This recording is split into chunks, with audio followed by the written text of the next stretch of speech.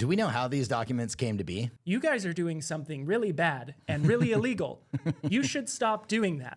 Did it all under wraps, lied to the American people, and pretended like nothing was happening, and pretended like we were somebody that we weren't. I don't know about you, but if I was a member of the CIA... Yeah. Founding fathers, the people that created this country, all terrorists. All terrorists. Every single one of them.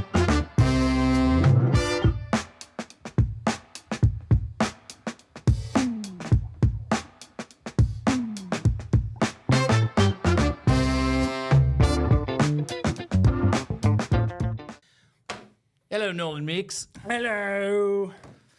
And welcome to you beautiful bastards out there in the 2A Pro course audience. If you notice something different about us today, it's because we're... Not wearing any pants. I'm not wearing any pants, and I'm not wearing any sleeves. It's because real men celebrate dangerous freedom, especially around this time of year. Around this time of year. America's birthday. And It's right around the corner. Dangerous freedom. Tank tops available right now on Tacticon.com. It's also very hot in this room is why. Get yourself some where there is still some. We tore off our sleeves. Yeah. But no, In the midst of- for seriously, if one of the best ways that you guys can support us and keep all this stuff free is one, buy our gear. Yeah. But two, if you already got your gear, Yeah. you can buy our apparel and our shirts and stuff. Yeah, I We're going to appreciate come out it. with hats. We're going to come out with a lot more stuff. There's a around lot the of corner. design. We got the Brand got the new. snake here, brand new. Brand new. It's real nice. Got a little TA on the head there. It's looking real nice.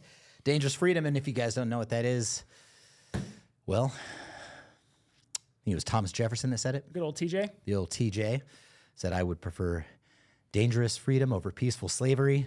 And so this is a little play on that, dangerous freedom. And especially around this time of year, I think it's good. So get out there, rock it, wear it, and support the channel. Because if you don't, I'm taking the shit, taking it to Patreon or OnlyFans or someplace where you're going to have to pay to get in. Wherever I'm I just can kidding. show my I won't do butthole. that. Yeah. Wherever I can show my butthole, really. No, we're wherever we not. can do that. It was No. just empty threats. But No. Yeah. If you're not part of the Discord, what are you doing with your life? Because you are a mess. Get on the Discord. Get on the cord. Stop dissing me. Yeah. It's a cool little platform. I haven't been in there poking around as much as I usually. I pop in there and I'll troll for a little bit, talk a bunch of shit about something. You Yep. know what I mean? Talk a little poo here, talk a little poo there. But yeah, it's going strong. People are rocking and rolling, and Well you over know, 2,000 members. Yeah. That's pretty sweet. And if you wanted to make like awesome T-shirts like this and make money while you're doing it, then get in the 2A Pro course because got the course going. It's live. 175 students. Little update on the 2A Pro course. Little update. Little update. A minor update. There are students in the course that have been in there for a little over a month that have generated over $10,000 simply by following the protocol. In fact, we Straight had up. And I will, like, you can go in there and look, get in there and ask them. And if I'm lying, I'll just give you your money back. In fact, we had two students who did the 10K 10-day program He made 10K in 2 days. He made 10K in 2 days. 10K in 2 days. So there's that. Yeah. It's a little thing that we've got where you leverage our products and we show you how to get out there and turn them for a profit very, very quickly. And it allows you, it gives you the money that you need to go out and make your own product. It gives you the money that you need to go out there and establish your own brand so that you're not just shilling Tacticon stuff. Because that's not the point of the course. It's about building your own business, building your own brand, doing cool shit, doing exactly what you want to do when you want to do it. Doing what you want to do. And it's a at your own pace thing. You know, it's pre-recorded modules. Got the whole team here at Tacticon in there just kind of helping out. You can pop in there, answer questions. These dudes inside of the course, man, they're in there making friends with each other. They're helping each other. They're meeting each other in the areas that they're in, and they're helping each other with their own businesses. It's a giant circle jerk. It's fucking rad, dude. It really is. I'm really, really happy about it. I'm very proud of it. And I'm happy and proud of the students in there that are like actually doing the work and making the money. In fact, we are, after this podcast, Yes. am working on more of the social media section. Yeah. So if you are part of the course and you've been waiting for that, sorry. Yeah, no. Well, I got a little sidetracked. well, this dude over here very quickly has commanded a lot of respect in the industry doing what you do. You've got a really clear picture of how to do it because you've done it, right? We did it together. You were mostly the lead on everything, but that's part of the course too. He shows you exactly how to do what he did, and which was essentially go from 0 to 250,000 followers over all platforms in less than a year, which is really cool. Well, So we're almost at 200 right now on YouTube. Yeah. But then YouTube really slapped our PP when we stopped posting. Yeah, they did. Yeah. Yeah, we're at 199. We had like 75,000 on TikTok in like 3 months, but then TikTok did what TikTok does and they banned us on 4th of July. Yeah. So we're on the 1 year anniversary of being banned from TikTok, which life has not, it's only been better every day that I haven't been on that shitty platform. So, God, it is. The more time you spend not on a social media platform, the better your life gets. Yeah, it really is. Yeah. It's like the less time you spend watching the news, the happier the world looks. Yeah. Go figure. Go figure. So yeah, all those links are down in the Discord. Link to the Dangerous Freedom tank top, link to the Discord, and link to the 2A Pro course where you can make billions of dollars in less than 24 hours. Yep, guaranteed. Guaranteed. $100 million. $100 billion. And white labeling. Forgot to mention that. We just opened up white labeling. So we're starting. Is that a racist thing? Is that a race thing? Yes. Is there black labeling? I know. I need to be a little more inclusive. Isn't it weird that white labeling is like putting your name on stuff, but blacklisting is like getting rid of someone? Yeah. That seems weird. A little racist. That does seem a little racist. We need to change that. Yeah. Whitelisting to black labeling. Yeah. Hashtag you too. Yeah. Yeah, dude. It means you can like take a movement. brand and like we'll make the stuff and then you can sell it and it looks like you did it. Yep. Sweet. Cool. It's what a lot of companies do that you just don't realize that they're doing. Yeah, that's right. Welcome to the world. Welcome to the world we live in. Yeah, you're like, wow, that looks like a very similar product that I saw over here. Well, guess what? Yeah, it usually is very much the same. Generally. But, the way to do it is really put your unique twist on it. Yeah. Everybody's like, well, I wouldn't know how to make my own products. And just a little side note here, just for everybody, because one of the questions that we get all the time is like, yeah, but like, I don't know how to make my own products. I wouldn't know what to do. I wouldn't know where to start. Dude, the information is like... Not with that attitude. The information is literally right in front of you. YouTube University, baby. No, what I'm saying is there's 1,000 reviews on every single product. So you just go find a product that you're looking to make. You make sure that there's a little gap in demand, right? That there's a little more, if the market's completely saturated, that's one thing. But if it's not, and there's an opportunity there, guess what there's an opportunity for? Making it a little bit better. Right. How do you do that? You go read the reviews. And if you got, if you see 20, 30, 40, 50 different people saying the same thing, I wish it was smaller, bigger, lighter, heavier, whatever. I wish it was a little bit taller. Yes. If they said that they wish it was a baller, they wish it had a girl. If they did, they would call her. But if that was a thing that they wanted to change on the product, then guess what? Like, they just told you what they wanted. And then you go make that incremental change and you turn around and you sell it. And that's literally how we built the business, was we just took existing products and we're like, how can I make that incrementally better based on the feedback that already exists online? And go. And that was it. That was honestly... You don't even need to take the course anymore. That was it. That's the it. whole thing. Yeah. Honestly, that was one of my favorite pieces of advice that I have heard from you, which is if you're trying to build a product, go into reviews of a similar product and see what the reviews say. Say what they like, see what they don't, go. Otherwise, you're in this little echo chamber. Like, what do I think would and you're make like, it better? this is great. And then you make a foregrip laser optic knife, toothpick, bottle opener. Yeah. So, I mean, the question that I have for you is like, would you trust yourself to make the perfect product or would you trust the market? I barely trust myself with a coffee maker. I will, and I'll ask this in a different way. Okay. Have you ever looked in the mirror and said to yourself, you're a fucking idiot? Well, the answer is yes. The answer is yes. You're an idiot. The market is not. And we all are. Right. Like, really, bottom line, like when it comes down to like me thinking that I can do something, that I know something that like 1,000 people that have already bought a product don't know. He who thinks he is smart generally isn't. Yeah. It's just, it's egotistical and hubris, and there's no room for hubris in business. Right. There's really not. No. So you take the ego out of it, you look at the data, you make a product on the data. It's that simple. There's fucking simple. There really is like, there's some like work to do around it, but like that's the fundamental of it, man. The most successful products solve a problem. That's it. Yeah. Or they solve the problem better than the one that used to be on the market. Or it can create a problem good enough that it can solve it. Yeah. I heard something, I was listening to a podcast from another dude, and somebody wrote in, You're listening to other podcasts on me? I know. Yes, I know. I'm cheating.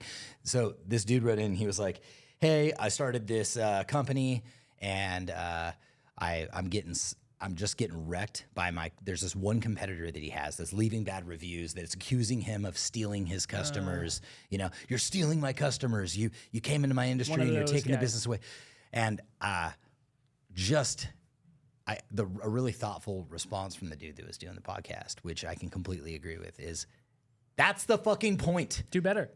You are supposed to go into a business and steal. You're supposed to go into business and steal customers. Right. That's exactly what this world is about. It's a competitive marketplace. That's what a competitive marketplace is. It's not about like, oh, well, these guys belong to them. They don't belong to fucking anybody.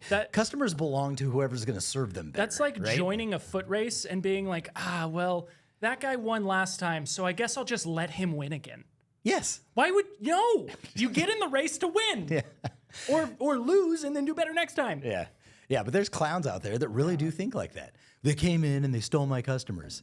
All right, dude. That sounds like a you problem, man. Yeah, that sounds like a very big you problem.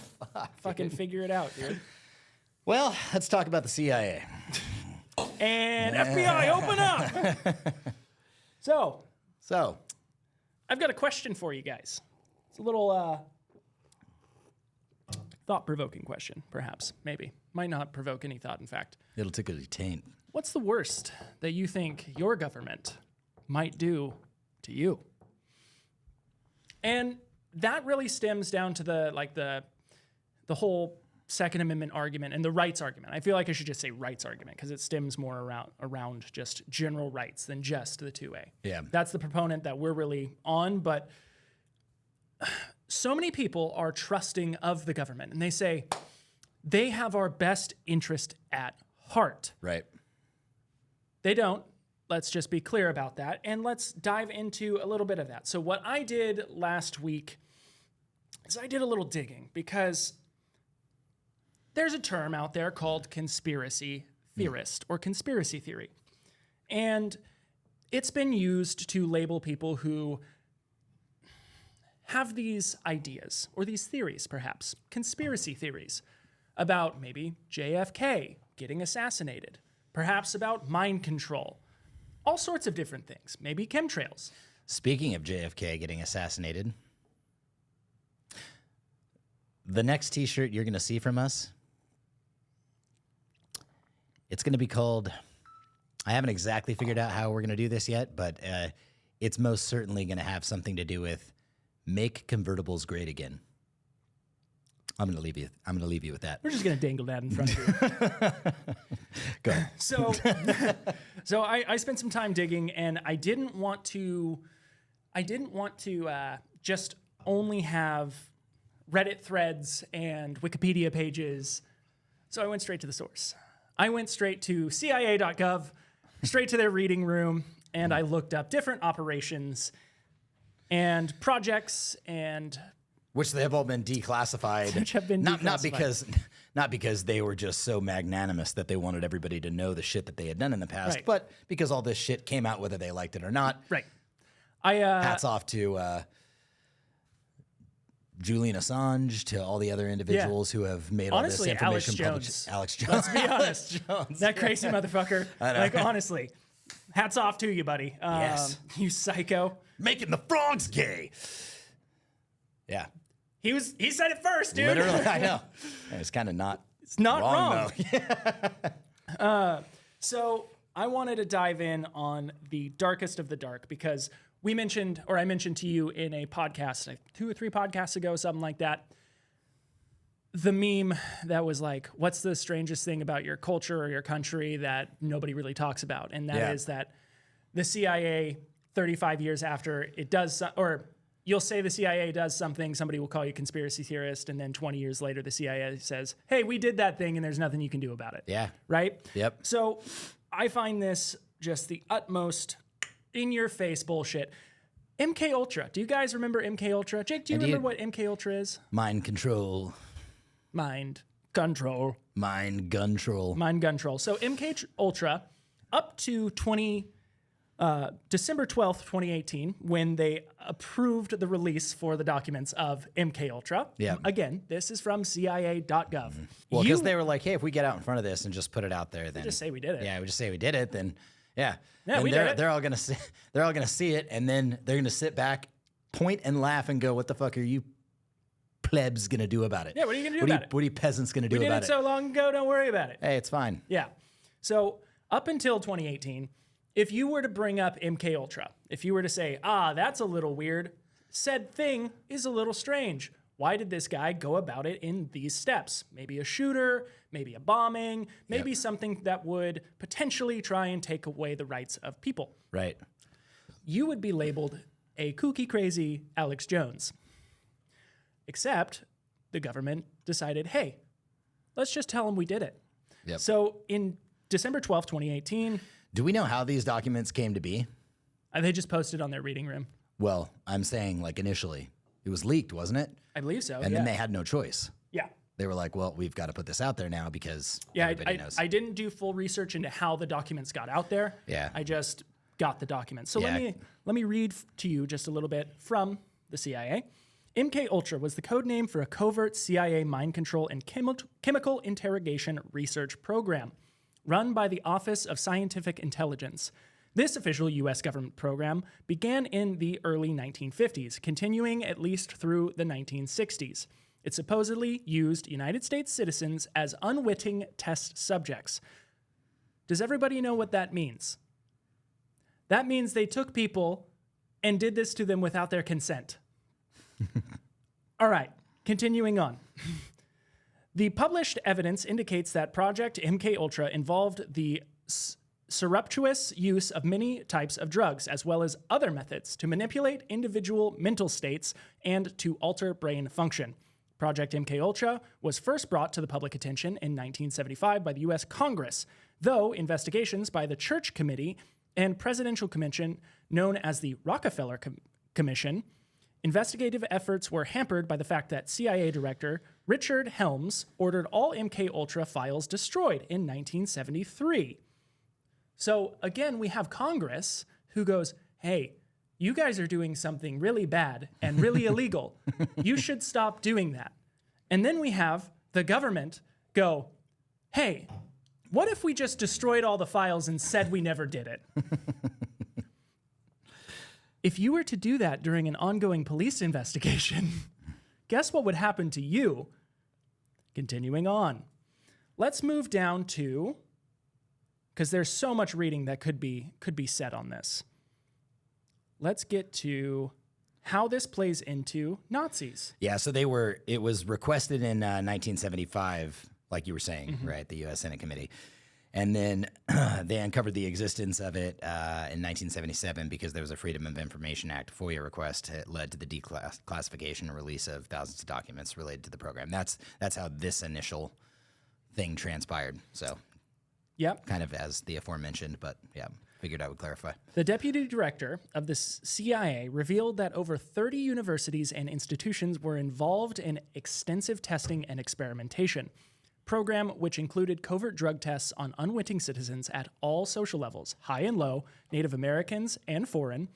Several of these tests involved administration of LSD to unwitting subjects in social situations. At least one death of Dr. Frank Olson resulted from these activities. LSD? Why wasn't I invited to I this know, fucking I party? wanted to be God invited to damn this. it. Other related cryptonyms include MK Naomi and MK Delta. A precursor to the MK Ultra program began in 1945. This is when it gets fun. When the Joint Intelligence Objectives Agency was established and given direct responsibility for Operation Paperclip. Operation Paperclip was the program to recruit former Nazi scientists. From these scientists' studies, torture, and brainwashing, and several had been identified and prosecuted as war criminals during the Nuremberg trials. Now, that was what, 1945? Mm-hmm. And what agency was that again? Which agency did what? The one in 1945, the one that initiated that. Operation Paperclip? Yep. I believe. You just read it. You literally just Did I? remember it. Yep. See, I'm retarded. Intelligence Objectives Agency. The IOA.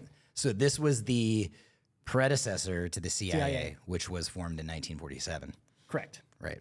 And so they brought scientists who had been torturing and brainwashing people and been convicted under the Nuremberg trials. Yep. They said, hey guys, do you want to keep doing what you're doing? So let's talk about that for 1 second, because there was a lot of reading there and there was a lot of words. Yes, right. And that may have been one of the precursor agencies. One of the other agencies was the Office of Strategic Services, the OSS. Right. And they were tasked with like foreign intelligence, counterintelligence operations. But just wanted to make that clear so all the facts are out there on the table. But that's before they were established. The CIA was formally established in 1947. Correct. So now everything that I read to you was directly from CIA.gov/reading room, I think it is. I'll post the link in there, unless that will kill our retention, which then you can just look it up yourself. But so what I think is important here is, one, they posted that, or it was approved for release in 2018. It has been going on since the 50s. Right. They say it stopped around the 60s and the 70s, except something important to note here is these projects included Project Ciatter, Ciatter, and Project Bluebird, which was later renamed Project Artichoke. This one's interesting right here. Yeah. Their purpose was to study mind control, interrogation, behavioral modification, and related topics, headed by Dr. Sidney Gottlieb. And talk about what they were doing. They would take prostitutes in San Francisco. That's another project that they were doing, which is called Operation Midnight Climax. That's what it was, yeah. So Operation Midnight Climax was based in San Francisco, if I'm remembering correctly. I've got it in here somewhere, where they would take prostitutes and they would kidnap the men soliciting sex from these prostitutes, kidnap them, and then dose them heavily with different psychotropic medications and hallucinogenics to see if they could control their behaviors and their brains. But they were just, here's what was happening. They just wanted these guys to stop soliciting prostitution. Clearly. That's all they were doing. They were just trying to see if they could cut down on prostitution. Can we just get you back into your family element? Stop cheating on the wife. Yeah. Let's rebuild the nuclear family. They will tout it as national defense. Right? Because what they will do is they will go in and say, hey, if we can get this foreign operative to do exactly what we want to do based on the things that we feed them or give them, or the drugs that we give them, or the procedures that we do on them, then they will be a far more effective mole or informant than anybody else who has free will. Correct. Yeah. But that's the guise of what they were doing. Correct. Right. But the fundamental problem here, other than just a massive violation of all sorts of human rights, is that this goes further into what's the real reason? What's the real core intention of this? Now, could it brings up motivation is important. Right. Motivation of, well, if you can do it to foreign operatives and we can allow this stuff to happen in the name of national security, then what could we do domestically to also get elections in our favor, to get politicians to do the things that we want them to do? The road to hell is paved with good intentions. Exactly. So the reason I brought up Bluebird and Artichoke is because what you'll see, especially when rereading through like all these different CIA documents, is they'll say the project was ended. They'll say, oh, we stopped doing that. And then 10 years later, a new dossier comes out and they're like, oh yeah, it got renamed to this. So what I think is important here is we obviously know that the government is willing to kidnap its own citizens and test on its own citizens. These weren't on just foreigners. They were on natives. They were on just U.S. citizens. Yeah, they were kidnapping them and also doing this to them without their consent or knowledge. Right. So the next time you say the government wouldn't do that to its own people, yes, they will. Yeah. Just right there, they are proving that they will. And this agency is still operational. They're still doing the thing. They're still do whatever the fuck they want to do. Whatever they want to do. With absolute impunity, unfettered proof that there was a violation of human rights, violations of our freedom, violations of our constitutional rights. Right. But they can go in there and break the fucking law with impunity. Doesn't matter. Yeah. Especially now that the Patriot Act is in place. Mm-hmm. Is that still in place, or did that get? I don't know. I'm stupid. Yeah. But look it up. But they will just continuously change the name. They'll say, oh, that's exactly what it is. All they do is just put new packaging on it. They're like, they just repackage it. MK Ultra, we're not doing that anymore. Yeah. Oh, it's Project Artichoke now. Yeah. Yeah, we don't do Project Artichoke now. It's this operation name, yeah. right? And so it's very important to know that this happens all the time when you read through these documents. It goes rename to at this point, rename to at this. This operation ended, but this new operation started, right? Yeah. And so it's almost a form of plausible deniability, Right. where they can say, well, no, we don't do that anymore.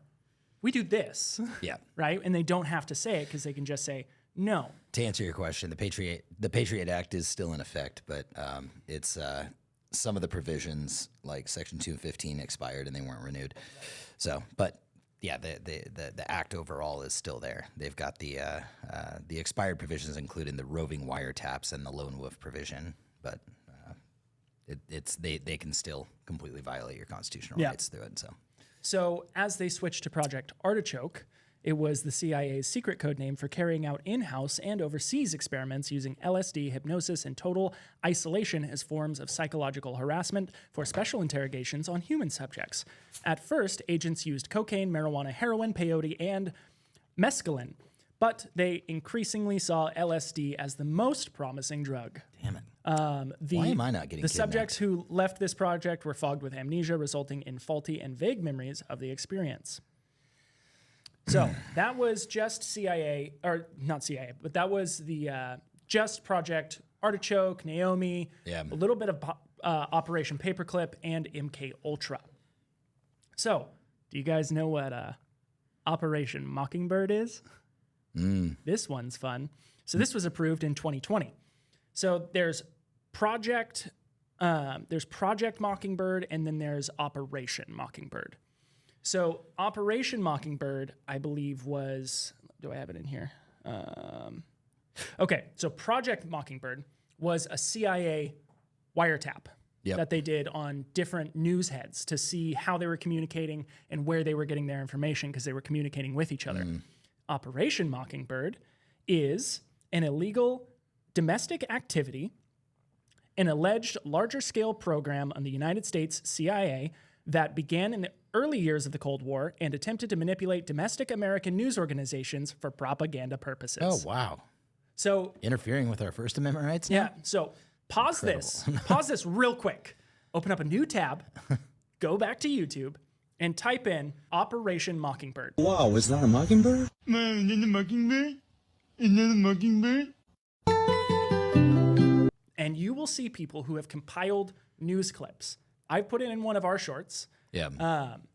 Where these news channels from different places all over the United States, they are all spitting the same information saying the exact same thing. The exact same thing. Like that's terrifying. And I'm not talking about reporting on the same, not reporting on the same event. Yeah, they're verbatim reading from a teleprompter the exact same words, and these agencies seemingly have nothing to do with one another. It is statistically impossible. Yeah, for all those different news agencies under different umbrellas of ownership and corporate leadership all have seemingly is what I said, seemingly all under these different corporate umbrellas and different leadership to be saying the same things, the exact same things, meaning that information is being disseminated by one entity. So, yeah, but don't take my word for it. Go look at this, just like he said, because it's a real fucking thing. And it's terrifying when you actually see these things in a montage back to back. You're like, holy shit, what's really going on and who's pulling the strings? Who's pulling the strings? The sharing of biased and false news has become all too common on social media. More alarming, some media outlets publish these same fake stories without checking facts first. The sharing of biased and false news has become all too common on social media. More alarming, some media outlets publish these same fake stories without checking facts first. Unfortunately, some members of the media use their platforms to push their own personal bias and agenda to control exactly what people think. And this is extremely dangerous to our democracy. This is extremely dangerous to our democracy. This is extremely dangerous to our democracy. This is extremely dangerous to our democracy. This is extremely dangerous to our democracy. Now let's get into a little bit more. I want to talk a little bit more about Operation Paperclip, because the United States and the DoD, the Department of Defense, we like to believe, especially back, World War II was the last time that it looks like in history we fought true evil. Yep. Right? Like we fought the fucking Nazis. Yep. But then we have Operation Paperclip. Operation Paperclip, in the closing months of the European segment of World War II, Hitler's top intelligence chief, one General Gond, put his vast operation in cold storage, packed his files, and prepared to make a deal to save his skin and his organization. The Americans negotiated, and eventually Gallant and the rest of his top aides were brought to the country along with their files. In the surveying native-born American spies from the Office of Strategic Services and installed at Langley, Virginia, and newly formed CIA. That was the OSS that we were just talking about. The OSS was in effect around that time, and it was the predecessor to the CIA prior to 1947. Yeah. Yep, the old OSS gang. Mm-hmm. So I think this is a very important point in American history. Because what you have is, like I read previously under the MK Ultra files, is that you have Nazi scientists who were convicted of humanitarian crimes, war crimes, under the Nuremberg trials. Yeah, because they were testing human subjects in like just the worst of the worst. Just atrocities, absolute atrocities, like attempting to put animal organs inside of humans trying to see if they would splice take humans together. Splicing, I mean, just absolute, just shit that you wouldn't even be able to fathom inside of a horror film. Like a fucked up horror sci-fi film. Absolutely. Yep, and they were doing it. Don't go down that rabbit hole. You won't sleep well. Yeah. It's not a good rabbit hole to go down. Yep. And the United States government said, "Hey, come over here. You guys want a job? Yeah. You guys want a job?" Literally. That's horrifying. Yeah. Yeah. We picked them up instead of executing them, which is exactly where they needed to be, which is 6 feet underground, or just hanging from a fucking tree. We hired them, and that's the government. And then we've never really stopped, right? And instead of saying, "Hey, we are the United States. We do things differently around here. We're not going to be a part of that game," we joined the game. We participated in it. And then we started doing those trials on our own population. Yes. And how are we any better? How are we any better? So as we go on, we've only talked about really like some mind control stuff, some dirty scientists, maybe some manipulation of the news. You know the difference too? The difference is not saying that Nazi Germany is any better than us by any means. No. But the difference is eventually they just weren't quiet about it. Eventually the government was like, "Listen, if you're Jewish, you're not really a human, and we're going to take you into these camps and we're going to do awful things to you. This is the way it's going to go. This is who we are. This is what we do." Right. The difference is they just owned it and said, "Hey, this is happening." Yeah. We did it all under wraps, lied to the American people and pretended like nothing was happening and pretended like we were somebody that we weren't, right? This entire time. Yes. So I would argue that in a sense that the lack of discretion to the American people about what's going on is worse in the respect that at least in that era of World War II where those atrocities were going on, people, for the most part, maybe they didn't know the detail into which was going on inside of those camps, but they knew. They knew. They knew Jews were being persecuted. They knew they were being sent to detainment camps. They knew they were being shipped off, hauled off, right? Here, we're shipping off and hauling off American citizens under wraps, brainwashing them, attempting to mind control them against their fucking will, releasing them back into society with amnesia and saying, and "Hey, going, what's going to happen? I wonder what's going to happen. Nothing to see here. We're just ruining fucking lives through experimentation. And don't worry, we've got your back. It's all under. We're doing it for national. But it's for national security. National security purposes. It's for the common good. And it's for the greater good. And while one operation by Nazi Germany was absolutely more horrific, vile, and done on a grander scale, this like covert operation, this is more. It's just as, if not more, vile because it's not being done.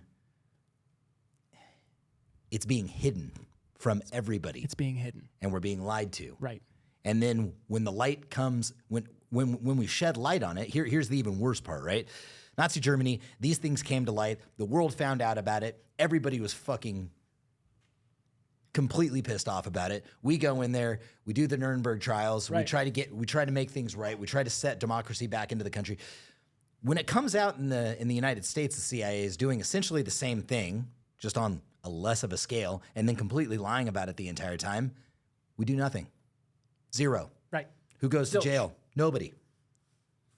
Massive violations of human rights. Some Nothing people went happens. to jail, just not the important ones. Just not, yeah. Not the ones that we wanted. No, not the ones that we wanted. It was their fall guys went. Right. So that they can keep the operations going, packaged up under a different fucking name. Right. You have Dr. Gottlieb over here who committed atrocities, but Dr. Roberts now, he didn't do anything bad. No. Yeah, we're good. Yeah, we're good. We'll just give him a new name. Yeah, we'll just give him a new name. Why does that guy look oddly German? Why are there so many scars on his face? So, obviously, bad stuff. Let's talk about Project Resistance just a little bit. So, again, based on the guise of national security, Operation Resistance was a domestic espionage operation coordinated under the Domestic Operations Division, so not the DoD, the Department of Defense, Domestic Operations Division of the CIA. Its purpose was to collect background information on groups around the U.S. that the CIA thought posed threats to their facilities and personnel. From 1967 to 73, many local police departments, college campus staff members, and other independent informants collaborated with the CIA to keep track of student radical groups that opposed the U.S. government's foreign policies in Vietnam.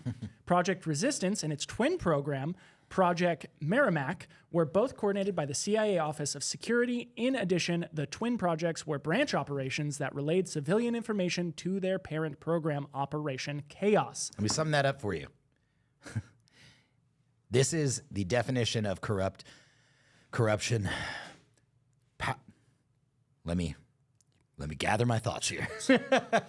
This is the epitome of absolute power corrupts absolutely. Yes. And the reason why is because this is an institution that people were questioning that they wanted to dismantle because it wasn't doing the right thing. And when that question came to light and they were worried, these people in power, these government institutions were worried that they could be dismantled, they set up a protectionary force to block that and to remove people from the resistance, essentially, right? Mm-hmm. To remove people from the ability to shut their own institution down. And why this is bad is that if the American people are the ones in which are subordinate to no one, not even their government, the government is subordinate to them. Correct. That is how our constitutional republic works. So if the subordinate government is saying, hey, the American people don't want us here anymore, and they're trying to figure out ways to stop that, and we are going to figure out ways to stop that, then they are fundamentally interfering with our constitutional rights. They are breaking all sorts of fucking laws, and that is what he just read, and that's what I gathered from it. Yeah, I think it's very important, this line right here. Background information on groups around the U.S. that the CIA thought posed threats to their facilities and their personnel. Yep. Because that is very vague. Now let me explain to you why that's so terrifying. Because the FBI labels domestic violent extremists as someone who might get into a group with other people and practice something that could be considered a life-threatening art or a practicing to kill. So you going out with your homies and shooting trash. And the definition is one or more people. One or more people. Putting a target at the end of a range, going out with one or more people other than yourself, you are now a terrorist. You could be classified by the FBI as a violent domestic extremist. I don't know about you, but if I was a member of the CIA and I heard that person's labeled as a violent domestic extremist, that would give me more than enough warrant to say, that person sounds like they pose a threat to our facilities and personnel. Yeah, easily. That's why that's terrifying. And especially with all the systems in place now, with all the laws that happen that were just so uniquely and so conveniently put into place after the 9/11 event, right? Now we have they've got carte blanche to label anybody as a fucking terrorist. That's right. Not just to label as a terrorist, but to violate all sorts of laws to be able to prosecute, detain individuals who they deem as a threat. How convenient was it that 9/11 came along to put these terrorism, because it's not foreign. They didn't label it as like foreign enemies looking to do damage to people in the United States. And who perpetuates the thought of, well, domestic terrorism is also a thing. Patriot What Act, about Tommy. well, yeah, well, it's also a lot of Americans seem to agree that we can just throw that fucking word around and say, hey, yeah, it was a white guy going into a grocery store just shooting a bunch of people. Yeah. He's automatically a fucking terrorist. Or it's a white guy who decided to train with it. And what I'm trying to say here is a person who walks into a facility and kills people because he's mentally unstable, is that a Possibly MK Ultra. Is that a definite, possibly MK Ultra, is that the definition of a terrorist? Or is the guy that goes out and trains with his friends at the range, is that the definition? Is the guy that robs a bank and kills 3 people in the process because he was trying to get the money, is he a terrorist? Like, where is the line drawn when your definition of terrorist is so subjective that you use it when it's convenient for you to gather information and violate rights? Well, that's the right? problem. And I'm not saying that the guy that goes in and schwacks 50 people at a grocery store with an AR-15 is not a terrorist. What I'm saying is, like, where's the line drawn? Right? The second we start putting terrorism into the United States and the citizens of the United States, now it's anybody who opposes the government as a fucking terrorist? Well, also what's terrifying about the word terrorist is it's such a vague and open-ended term. A terrorist is somebody who just simply causes terror on someone. Right. Which, if you'll follow the political left, people with guns terrify them. Yeah. That would make anybody with a firearm a terrorist to them. Yes, they are terrified of firearms. Correct. And The founding terrified fathers of anybody who's were terrorists. By definition. By definition, the founding fathers were they were felons and they were terrorists. Yes, 100%. And that is why I have no fucking problem having a felon go under, go in office. Everybody's like, oh, well, Trump's a fucking felon now. He's going to be in office. Dude. Most federal fucking laws are bullshit anyways.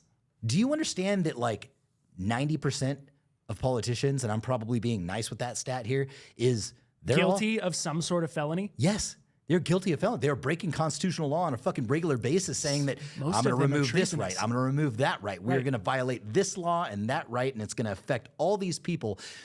And yet they don't get prosecuted, and they should. So we already have a bunch of felons. They just haven't been fucking convicted yet, as far as I'm concerned. By definition, by the code of law that is in the United States of America, they have violated anybody who has voted to restrict or infringe the Second Amendment is guilty of treason towards the United States by violating their oath of office. Yeah. Yeah. They all raise their hand. Fucking fight me. They all raise their right hand. They all swore an oath to the Constitution. Hardly any of them fucking do it. In my opinion, that is a complete breach of everything that they were meant to do in that public service office. So, 100%. yeah, but you're right. I think that's an important point to bring up. Yeah. Founding fathers, the people that created this country, all fucking terrorists. All terrorists. Every single one of them. Yes. Yep. Yeah. But we don't look back at the founding fathers and go, yeah. terrorist. No. They are respected. They are revered. Everybody is happy. And that's the other thing I wanted to get into. Why is it that all this information is now available? Why is it that we're not all up in arms about it? Well, do you know what they did? Over 2% fucking tax on a breakfast beverage, homie? That's it, dude. 2% tax on a fucking breakfast beverage, and they were stacking bodies over it. They committed fucking felonies and dumped a bunch of tea in the harbor and then started shooting up redcoats. Yeah, essentially what happened. And that was 2%. And I think the reason why all this information has come to light and we have all of the information at our fingertips now, we're all very aware of it, including the people that are listening to the podcast right now. And why is it that they could even probably talk about this on the evening news on any given channel and say, were you aware that the CIA did X, Y, and Z? And people are sitting there comfortably in their own home, safely. In their lazy boy. In their own home, in their lazy boy. Drinking their Coca-Cola. Drinking a Coke, drinking a beer, and going, damn, that's crazy. You know why they don't care? Crazy? I was crazy. They don't care because they're comfortable. Yeah. And the problem, I genuinely think the fundamental problem that we have in society today is people are not uncomfortable enough. People need to be more uncomfortable. They need to be more uncomfortable.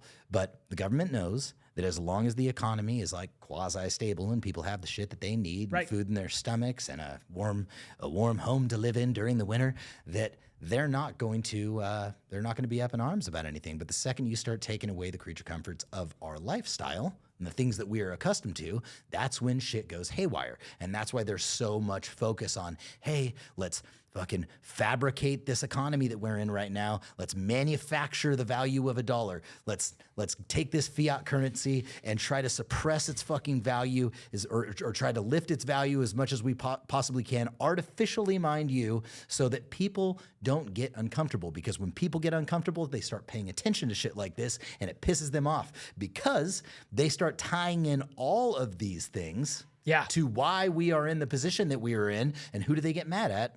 They get mad at the government who is responsible for it in the fucking first place. They get mad at Big Papa. Yeah.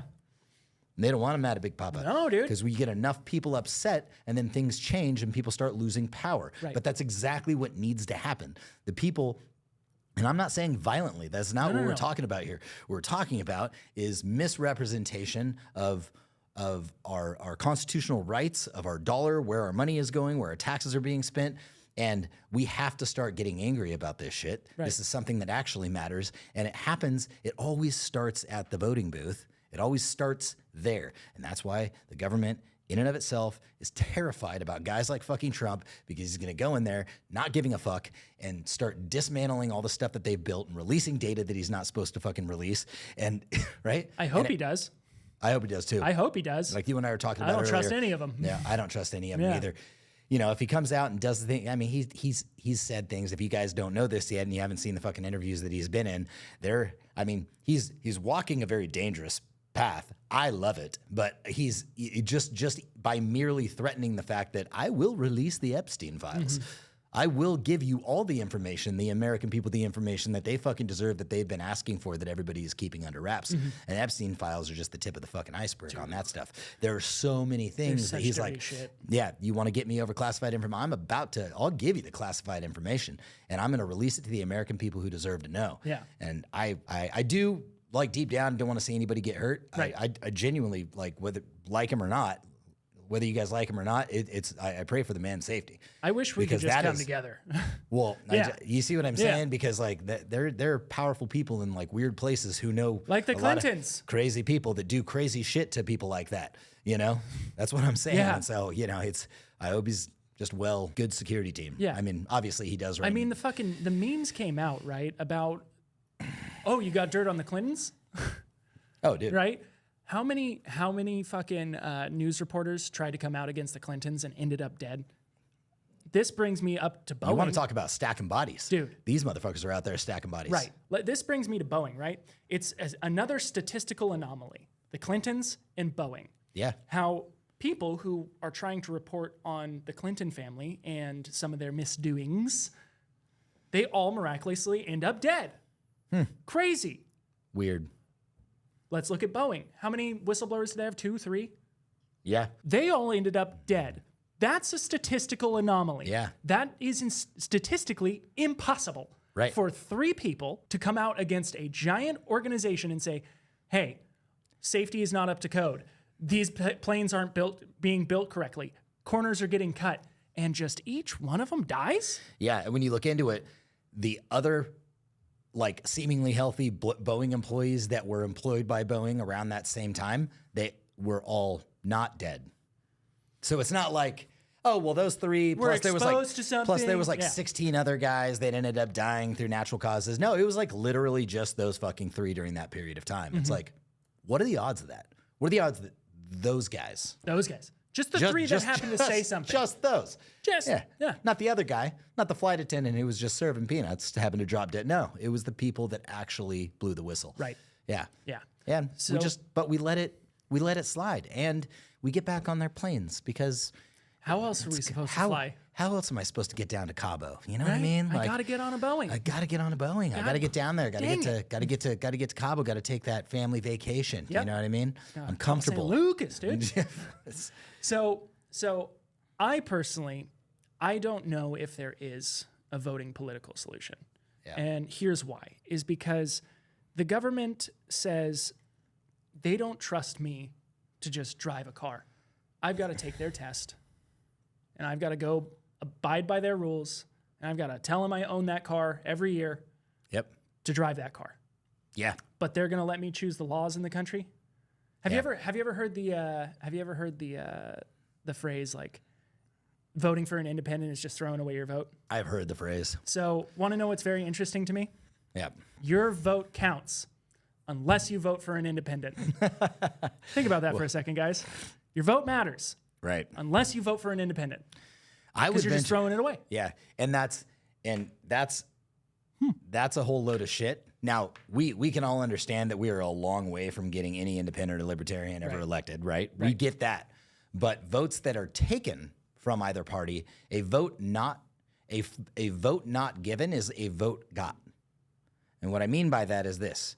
If somebody were to be on the fence between, well, I'm not a Republican and I am a liberal right now, but I like this independent deal or I like the libertarian deal, so maybe I'm going to swing over to this, that is a vote taken from the Liberal Party. And so a vote taken from a Liberal Party, in effect, is a vote for the other prominent party, which would be the Republican Party. Do you see where I'm going with this? I see where you're going. A vote not given. So the theory that your vote doesn't matter, if you switch and decide you're going to vote libertarian, independent, whatever it is, whatever party lines, that we need a new party, and it's called constitutionalists, and I think we should all stand that party up. And if it's not part of the we should just start the party. It's a constitutionalist party. Fuck the Republicans, fuck the liberals. If it's in the Constitution, then we vote for it. If it's not, we vote for the representation of the Constitution. If it's not somebody that's going to represent the letter of the law within the Constitution of the United States, then we don't vote for you, right? Dines Meeks 2024. The first thing we're going to do is get rid of women's suffrage because women have suffered enough. It's my favorite dumb joke. It is a good joke.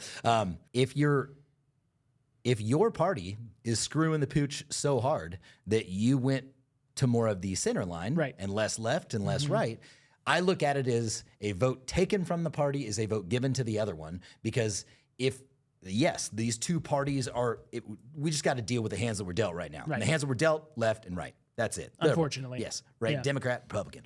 So if those are the two things, removing the votes from either party is going to help the other one retain the votes that they need to get the to get the people elected in their office they need to get elected. Right. Does that? Yeah. Is that makes checking sense? out? I'm tracking. I'm tracking. Yeah. I still don't know if there's a political solution, but I'm tracking. No, it's not. It's not. I'm not saying it's a solution. Yeah. I'm saying it's a fact. Yeah. That is a fact. You remove the votes from one party and put them somewhere where they essentially don't count, I guess you could say, because that independent party, that libertarian party may not get elected. You're still removing the vote from the other party. Right. Yeah. Right. Absolutely. And so you're taking away the voting power of that party by moving it into something else, even if it's not the Republican Party. Yeah. Yeah. That's the way I look makes at sense. it. I'm tracking. Yeah. And I'm not saying that's a solution. I'm just saying that is what's happening right now. Right. And so that's why these parties are fighting to at least keep the Democratic vote inside. Even if they know that they're not going to move over and vote Republican, they might vote for that kind of more moderate. Right. So that's why they're somewhere trying in there. To hold it in there. Yeah. They try to hold it. Try to hold it in the group because they don't want the vote lost. Yeah. The bigger that middle party gets, it's more of a game of it's just a game of attrition, right? It's a war of attrition. Right. How many votes can we keep inside of our party without how moving many them can anywhere we make else? Lose over here. That's it. Right. Yeah. That makes sense. That makes sense. So let's go over a couple more little things. Operation Cyclone. Operation Cyclone was the code name for the CIA program to arm and finance the Afghan Mujahideen in Afghanistan from 1979 to 1992, prior and during the military intervention by the USSR in the support of Democratic Republic of Afghanistan. The Mujahideen were also supported by Britain's MI6, who conducted their own separate covert actions. Let's make it very clear here. They gave no fucks about Afghanistan. No. Zero. Absolutely none. They still don't. Never. They do not care. They don't. They did it under the guise of, we need to support this democratic. Look, there are plenty of things going on around the world where we can, insert our grubby little hands into, but we choose not to. Why? Has no direct benefit to the United States. Yeah. So let them kill each other. Let them go. We have a lot of intervention going into Haiti right now. Just absolute atrocities being committed after the removal of that elected official over there.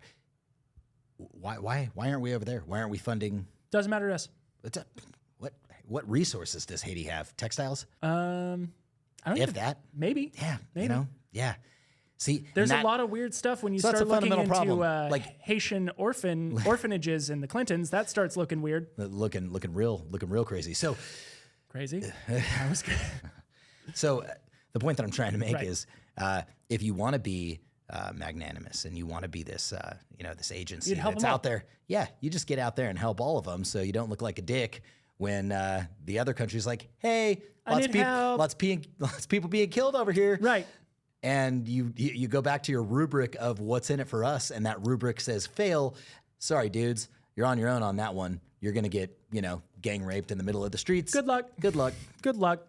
So this program leaned heavily towards supporting militant Islamic groups, including groups with jihadist ties that were favored by the regime of Muhammad Zia al-Haq in neighboring Pakistan rather than other less ideological Afghan resistance groups that had also been fighting the Soviet-oriented Democratic Republic of Afghanistan. Right. So this is why I put this one in here mainly, besides for the fun fact that they were arming militant Islamic groups.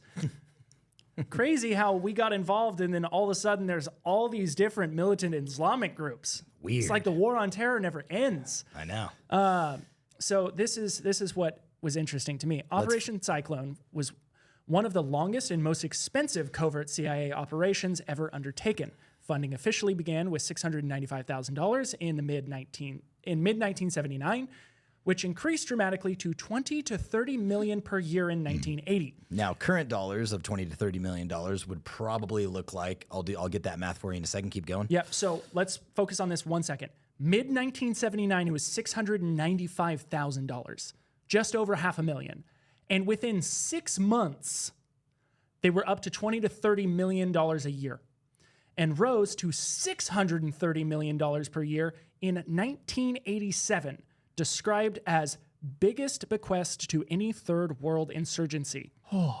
Yeah. So we not only gave $630 million in 1987. What's that equated to now? I'm working through the calculations right now. $630 million in today's value, adjusted for inflation via the Consumer Price Index, would be the equivalent of $1.72 billion this year. We were giving Islamic groups $1.7 billion every single year. Yeah, man. Why? The question is why? Why? We were giving them, it started with antique British Lee Enfield rifles. And then, it started to go into U.S. origin state-of-the-art weaponry such as FIM-92 Stinger surface-to-air missiles. Yeah. What? Pardon? So, why aren't they spending $630 million a year arming and training the United States citizens? Well, what does that benefit? Doesn't benefit them. Doesn't benefit them. No. Arming a population to potentially put their foot down and say, we no longer want this form of government and we would like you to switch some things around so that we can actually have some rights back. Why would they do that? Yeah. Well, it puts their own existence at risk. So, of course, they wouldn't do that. Yeah. So, really quick, let's brush on this. The Edgewood Arsenal Human Experiments. From 1948 to 75, the U.S. Army Chemical Corps conducted classified human subject research at the Edgewood Arsenal facility in Maryland. The purpose was to evaluate the impact of low-dose chemical warfare agents on military personnel and to test protective clothing, pharmaceuticals, and vaccines. A small portion of these studies were directed at psychochemical warfare and grouped under the prosaic title of the Medical Research Volunteer Program. Around 7,000 soldiers took part in these experiments that involved exposure to 250 different chemicals. So it says took part. That makes it very much sound like it was opt-in. Yeah. Yep. They were not opted in. No, they're not opted in. Yeah. You can't opt out. Yeah. So they tested nerve agents like sarin gas, mustard agents, nerve agents, antidotes, atropine, nerve agent reactivators, psychoactive agents, including LSD, PCP, cannabinoids, and BZ, irritants and riot control agents, alcohol, and caffeine. You know what atropine is? I do not. It is it's basically the Narcan Oh, yeah. for nerve agents. Right. So, yeah. What Narcan is to heroin, I suppose, or to opiates, that's what atropine is to nerve agents. Gotcha. Yeah. Interesting. So now I wanted to throw some things in here by independent news agencies because I think it's really important. We've talked about what the CIA has done. We've talked about what the government has done to its own people, to foreign entities, and I think we can all agree they'll do whatever they want. Yeah. So please don't ever say that the government wouldn't do that. No. Because they'll do whatever they want. They don't care. They overthrow democratically elected governments. Yeah. Legitimately. Yes. Got a bit of a list of them here, too. Yeah. Mohammad Mossadegh in Iran, 1953. Prime Minister elected by the Iranian parliament. That was a CIA overthrow of a democratically elected individual. Jacobo Arbenz from Guatemala in 1954, democratically elected president. Yao Goulart in Brazil, 1964. And Salvador Allende, Chile, 1973. Manuel Zelaya, Honduras, 2009, and the list goes on. But yes. Here's a list of some of the assassinations and assassination attempts that the CIA was directly involved in. Castro in the Congo, Patrice Lumumba, Dominican Republic, Rafael Trujillo, Chile, General Rene Schneider, South Vietnam, Ngo Dinh Diem. Those are just a couple of them. True, yeah. You know, in defense, Congo in 1960, which is what you were just talking about, that particular prime minister, I don't think was democratically elected. I think he just kind of put himself into power via coup, and we went in there and said otherwise. But I wonder who staged the coup. I wonder who funded it. Weird. So we've established that. But now let's talk about something. Let's talk about taxes for a moment. Jacob Dines, if you decided to just not pay your taxes, what might happen to you? I would get thrown in jail. Okay. Now, let's say the U.S. government, the IRS, decided to audit you, and you failed your audit. What could happen to you? I would owe probably, if I was audited and I failed my, the answer is, Depends, that, right? That depends. If it was an egregious misappropriation of funds with the intent of preventing to pay taxes, known as tax evasion, then they would lock me the fuck up. If I had made some calculations on certain line items that were incorrect, then they would simply bill you for the difference with interest and penalties. Very interesting. Interest and penalties that, by the way, are not bilateral. Interest and penalties that don't go the other direction when the government takes your money throughout the year off of your W-2, collects, and then realizes, hey, we took too much, we're going to give you that money back. There's no interest, there's no penalties. They just took an interest-free loan from you over the course of the entire year. But if it goes the other direction, they will hit you with those interest and penalties and potentially throw you in jail if it was an egregious attempt to evade taxes. Very interesting. So I forgot to write down the dates. I'll put them on screen.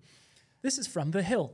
The Department of Defense has failed its 5th ever audit, unable to account for more than half of its assets. Okay, that would throw me in jail. If I failed an audit to the extent where half of my assets were being hidden, underreported, and not being redistributed unaccounted for back into the government, then yes, I would be a felon and I would get locked up for tax evasion. You mean it wouldn't be viewed as a teachable moment, according to the chief financial officer? That would be really nice if I could just have a teachable moment. God. So wouldn't that be nice? After, hey, this is a teachable moment. Don't worry, guys. It won't happen again. I'm sorry that I owe you $1 million. I fucked up.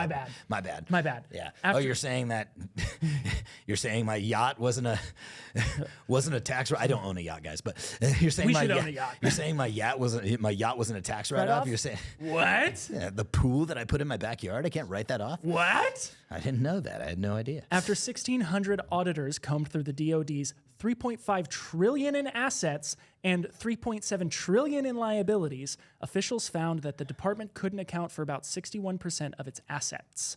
Wow. Pentagon controller Mike McCord told reporters on Tuesday. How about USA Today?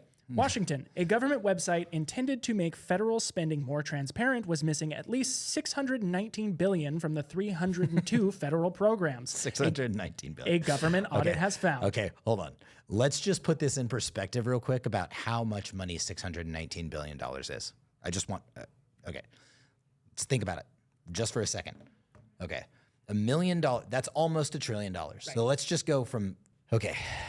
I'm trying to frame this because it is, we throw around this word billion. pretty easily. Billions. Right? And it is so much money. It is an unbelievable, ungodly amount of money. That's so much fucking money. Here's the reason why. It is, and I know you guys already know this, but if you think about it, it blows your fucking mind. It is $1 billion. $1 billion is 1,000 millions. Now, we all know that $1 million is a lot of money. Right. It's a lot to you. It's a lot to fucking anybody. Right. $1 million. We can quantify $1 million though. We can quantify. We can quantify. We kind of understand that, like, a lot of homes are, $500,000 to $1 million. A lot of us paid, maybe $300,000, $400,000 for a house. So you get an idea of how much $1 million is. Now imagine that times 1,000, and then imagine that times 600. Or imagine it this way: $1 trillion, which is what that's creeping up on right now. It's 1,000 millions. Right. Times another 1,000 billions. Right. So it's very interesting because Anthony brought this up to us the other day. It was billion to trillion, but this works with million to billion as well. Oh yeah, it's 600,000 millions. Yes. It's 600,000 millions. It is a fuck ton of money. The difference between $1 million and $1 billion is roughly $1 billion. Yes. No. Okay. So think about it. I want to repeat that. Yeah. Because it took me a second because Anthony did bring that up, and it was really important because I had never thought about it like that. The difference between $1 million and $1 billion is just about $1 billion. Yeah. Less $1 million. It's 999 million. Right. It's about $1 billion. It's about $1 billion. That's the difference between $1 million and $1 billion. It makes $1 million incredibly insignificant. It's the difference. It's the difference between a dollar and $1,000. Yes. Right? So it's 619 billion. Here, I'm trying to get this number. Okay, that's 619 million. Add 3 more zeros. Divided by... What are we doing here? What kind of math are you doing? 85 million. Okay, so I want to put this in easy numbers for you guys to understand. With $619 billion, you could buy 7,282 Apache helicopters. Damn it. And the federal government was just like, whoopsies. Yeah. Don't know where that went. Yeah. Yeah. It's imagine what $619 billion pumped back into our economy would do. Yeah. And they've just lost it. They've lost it. It's just gone. Dude, that would put, they're locking up people for fraud right now, right? They're sending them, I mean, you're talking about... You'll get thrown in jail over a speeding ticket if you don't pay it. Any fraud, I think, over a certain amount, especially when it starts getting upwards of like over $500,000, it carries a prison sentence. You're talking about just general fraud, taking money away from somebody else with the intention to invest it, but yet going out and spending it on yourself. Imagine you being the guy, right? You're the guy. I took $500,000 from you, and I went and spent it on some shit that I wasn't supposed to. That was your money. That was your life savings. The max sentence for that federally carries, I think, a 20-year prison sentence, right? Yeah. Per occurrence. So if you do that to 3 different people, you're looking at 60 fucking years. So the government has done this to everybody, 100, I think there's 160 something million taxpaying citizens. Okay, so the government has done this to 160 million taxpaying citizens. 160 million. Right. Taxpaying citizens. That's a lot of years. That's a lot of years. You multiply that by 20. 160 million by 20 years. They should be locked up pretty much indefinitely, I would assume, right? Forever. Yes.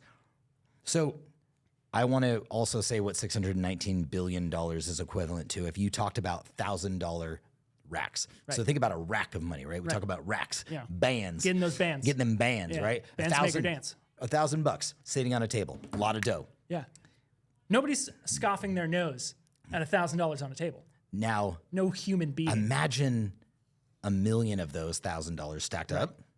Lot. Imagine 619 million $1,000 bands. 619. It's unfathomable. It would fill this room. Yeah. If not more. If you've ever seen the rice experiment, look it up on YouTube, where somebody they dump out a bag of rice, and one grain of rice represents like, I think it's $100,000, and then the rest. So if every grain of rice represents $100,000, they set it over to the side, and then they dump out the rest of the bag, and that's $1 billion. And there's this huge mound of that grain of rice. Yeah. Stacked up against what $1 billion actually is. And it really does put it in perspective for you how much money this is. Dude. Yeah. It's so much. So I don't want to like go into the weeds any more than we already have about how much this is, but I think it's really important to note that this isn't just a small sum of money. No. This is the equivalent, if not much more, than probably over 50% of the world's, not an aggregate, but if you're talking about over many countries, GDP, gross domestic product, don't equate to the amount of money that the United States government has lost. Has misappropriated. Has misappropriated it and has gone unaccounted for. That auditors Like you're talking about the entire country's production, and I'm talking dozens of countries wouldn't come close to this GDP. Where the government just goes, oh well, we lost it, I guess. Learning lesson. How about from Forbes? On July 26, 2016, the Office of the Inspector General issued a report, Army General Fund Adjustments Not Adequately Documented or Supported. The report indicates that for the fiscal year of 2015, the Army failed to provide adequate support for $6.5 trillion in journal voucher adjustments, given that the entire Army budget in the fiscal year of 2015 was $120 billion. Unsupported adjustments were 54 times the level of spending authorized by Congress. The July 2016 report indicates that the unsupported adjustments are the result of the Defense Department's failure to correct system deficiencies. The result, according to the report, is that data used to prepare the year-end financial statements were unreliable and lacked the adequate audit trail. Yeah, it's criminal, man. It's 100% criminal. Let's talk about this. Do you know how many nuclear weapons that the U.S. has lost? Oh, yeah. Yeah, what was the... The United States has lost at least 6 nuclear weapons, with 3 of them still missing to this day. Uh-oh. These incidents are referred to as broken arrows. What a docile name. Not a broken gun, not a broken bullet. You know, the arrows, the things that we're not really threatened by because it's such an old, like kind of antiquated piece of technology for personal defense or government defense. Nobody really uses arrows anymore for defense, right? Yeah, broken arrow. Yeah, it's just an arrow. It's a broken arrow. Hey. Yeah, it's not a thermonuclear warhead. No. Don't worry about it. It's an arrow. It's just an arrow. It's just an arrow. Last little things also here. Quite a good movie with Kevin Bacon if you haven't seen it. Listen, the people can't be trusted with a semi-automatic rifle, but the government, who's losing thermonuclear warheads, can be trusted with those? Go figure. Yeah, but only the government should have guns. How about that? How about this? According to various reports, the government records, the U.S. government has lost track of a significant amount of money. Here are some estimates. $2.3 trillion. Former Secretary of Defense Donald Rumsfeld mentioned this amount in a press conference on September 10th, 2001, stating that the Pentagon couldn't track these transactions. Weird. Just imagine, like, you're in an audit with the IRS and they're like, where's all this money? And you're like, couldn't track it. Couldn't track those transactions. And they're just like, okay. Yeah, okay. Or $21 trillion. Mark Skidmore, A professor of economics at Michigan State found that $21 trillion in unsupported adjustments had been reported by the Defense and Housing and Urban Development Departments between 1998 and 2015. Are we mad yet? Are we upset yet? Does anybody? An audit found errors, missing data on the federal transparency site usaspending.gov, with 22% of the federal awards having unknown spending locations. Okay, so here we are in this position where we have to pay taxes. Yet, not only is there a lack of representation, like we talked about before, because they're spending money on places that we can't. And they're spending your money. Spending your money. And so the question was begged, like, we were having a conversation about this the other day about like if it's going to be over a certain amount, maybe there's a threshold. Why are we allowing even the elected politicians to make decisions on where this goes? Why shouldn't it be taken to a national vote? Why shouldn't it be taken to a 2/3 plurality where when an absurd amount of money gets spent somewhere like Ukraine, why can't we all come together for a vote to get that money spent?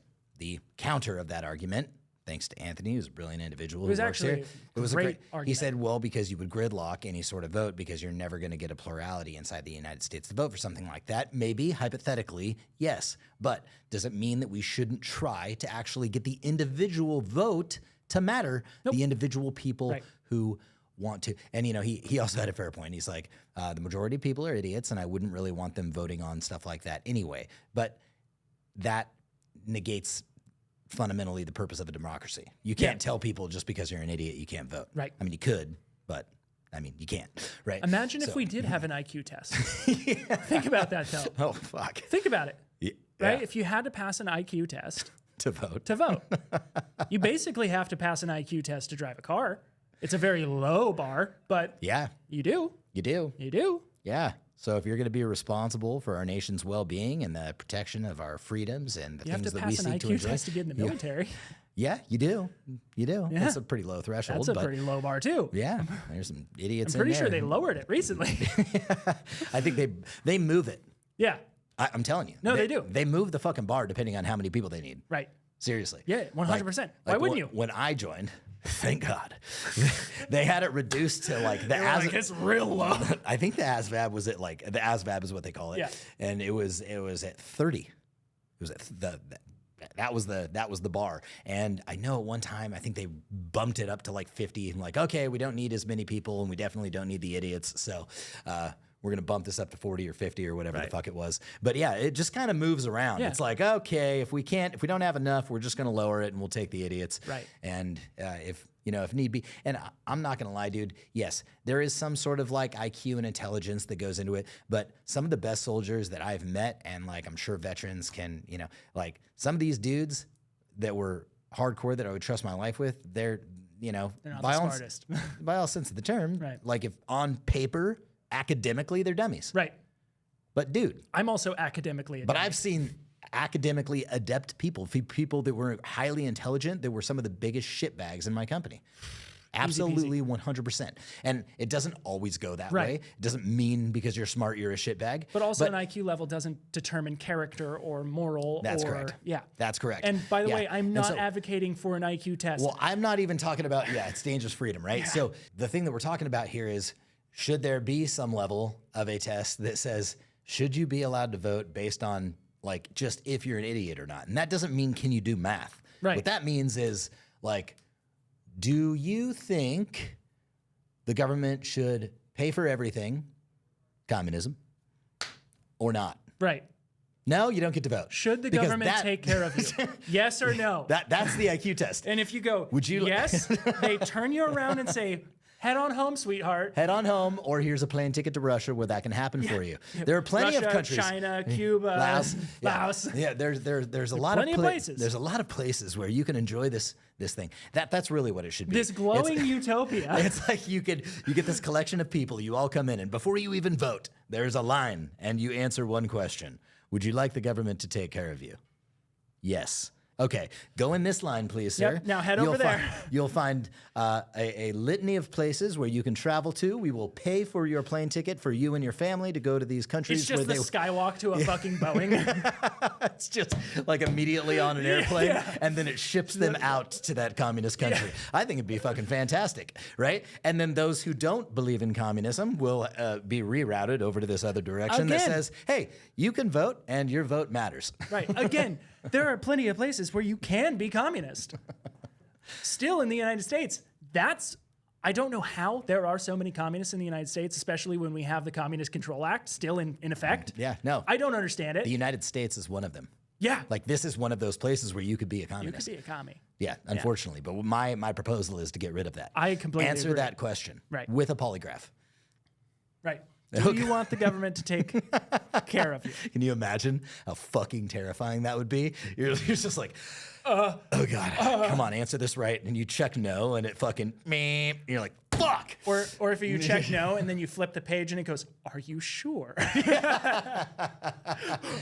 Yeah, it's like, I think so. Just I like think so. I mean, well, like, want is one thing, right? Do I want the government to completely 100% take care of me, never have to work a day in my life, and really just enjoy whatever I want to? The utopia is real. I'm not idea of that. I'm not discounting the utopia of communism. The idea that if it was done absolutely perfectly and nailed down without a hitch, that it could be a wonderful place for everybody to live. It just never works. It doesn't. It people just doesn't, fucking suck. Because people suck. It doesn't Yeah. fucking work. You cannot get people to work for other people for absolutely nothing and then control the amount of goods that somebody has. That's called slavery. It's slavery. Like, in a perfect world, the idea of the actual fundamental idea of living in a world where we all enjoy everything that we need, and we do it together, and we hold hands while we're doing it. It's a brilliant, brilliant idea. It's a brilliant idea. It just doesn't fucking work. Except, here's the deal.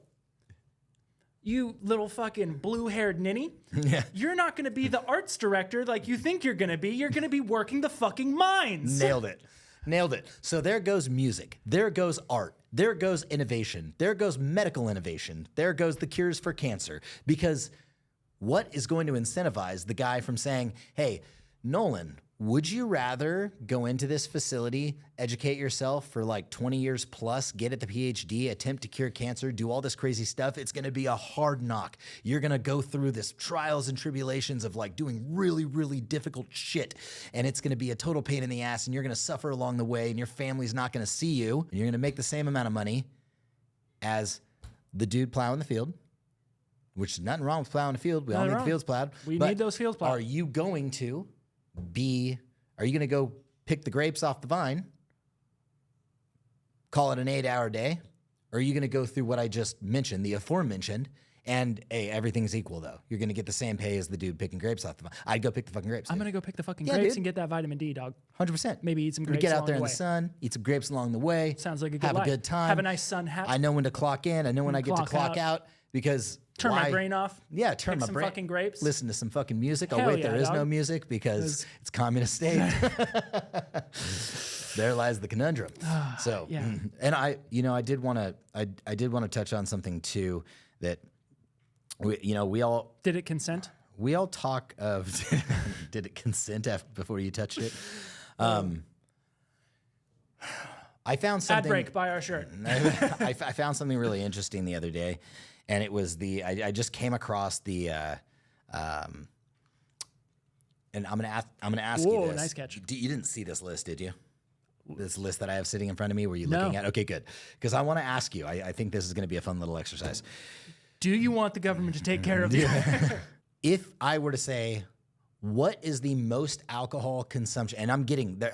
There's a point here at the end of this, and it's kind of a call to action. But if I were to ask you, what is the number one, or give me a list of the top 5 countries with the highest alcohol consumption per capita per human that of their population, what would come to mind?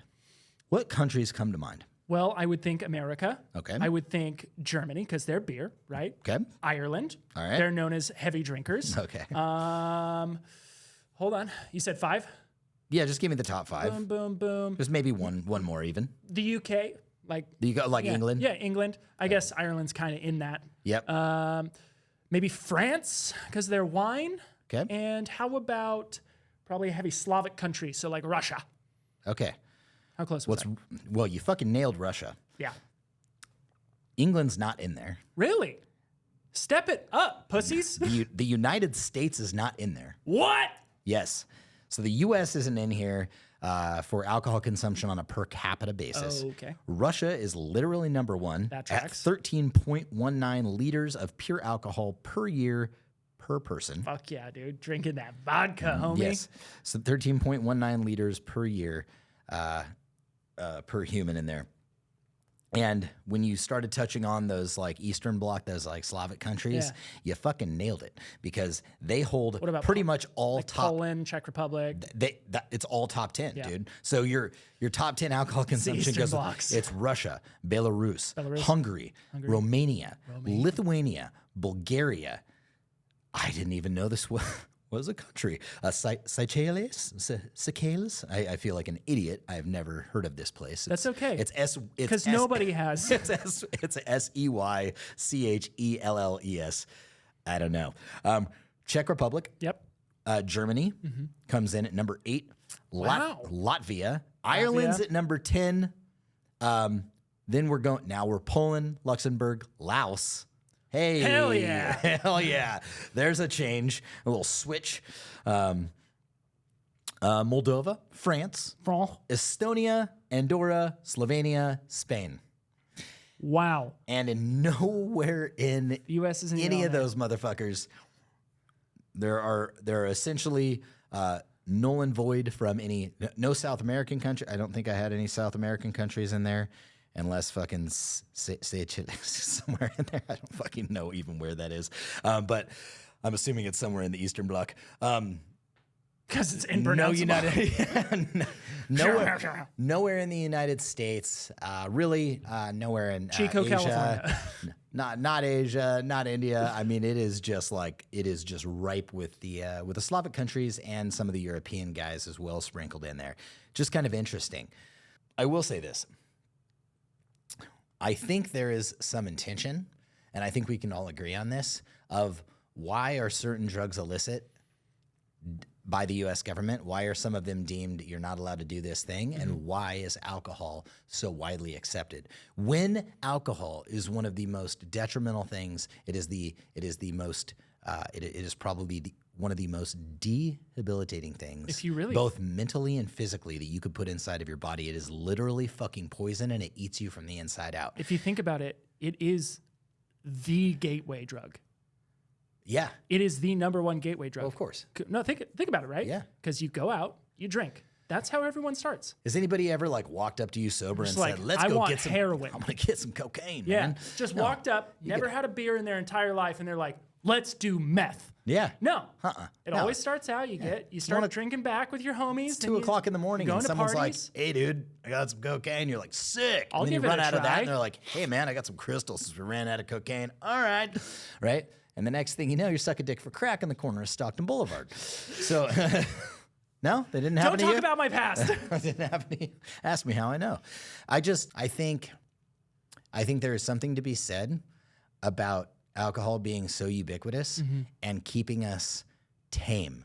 I think it really is the drug that because it is in effect, it is a drug. It is not kind of a 100%. drug. It is No. not a thing. It is the Anything thing that that's like, alters your physical and mental state is considered a drug. it's like, oh man, having a bad day, mad at the government, right? Whatever it is, Toss back have a a few couple beers and beers. be like, I'm everything's not gonna mad be anymore. fine. I'm not I'm mad just gonna anymore. go to bed. Just gonna fucking go to bed. Yep. You know what I mean? You don't see an entire force take over the world, maybe except for Russia, that is completely drunk. Well, they're drinking straight vodka, so Could be different. I don't Yeah. know. Can't speak to that. potatoes. But it's got to be the potatoes. But it's one of those things where it's like, we've seen highly effective drug use in combat before, have we not? Yep. World War II. Yep. Blitzkrieg. Yep. By the Germans. Those dudes, methamphetamines. Those dudes, they took over a whole lot of shit really, really fast over a long period of time that their enemy combatants could not sustain because They weren't on meth. High as a motherfucker. Yeah. Yeah. You know what I mean? And I think we understand that. And as much testing as the government, as aforementioned, as much testing as the government has done with what happens to this individual when we put hallucinogenics inside of their body. And I guarantee what's happening inside of those tests, and they're sitting there and they're taking their notes, they're starting to contemplate whether or not what's happening to them in their day-to-day operations of life is even okay. Is it real? They're questioning the viability of their own government. I mean, these things are probably being recorded within the CIA, within our own government. As they're doing the test, they're saying things like, this guy's questioning his government. This guy's questioning whether or not his civil rights are being violated by X, Y, and Z.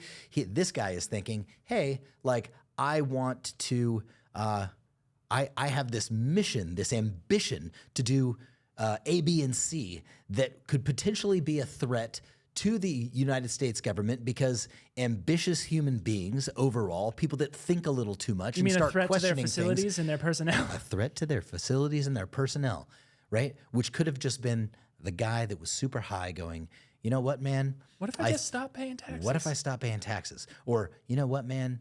Like, I really do think we need more limited government. I don't like the fact that my rights are being violated on X, Y, and Z. And who knows? Listen, I may or may not have been, high sometimes in my life, and those thoughts creep into my head. Right. You know what I mean? They're like, it kind of opens the world up. Now, I have never done hallucinogenics like we had talked about, but there are certain things where you're like, I've got a motivation to do some things that when I stop doing the drug, the motivation actually wears off, right? You're like, we're going to change the world, and here's how we're going to do it. And you get this collaboration between you and the other 10 dudes doing blow that are like, I think we can fix this.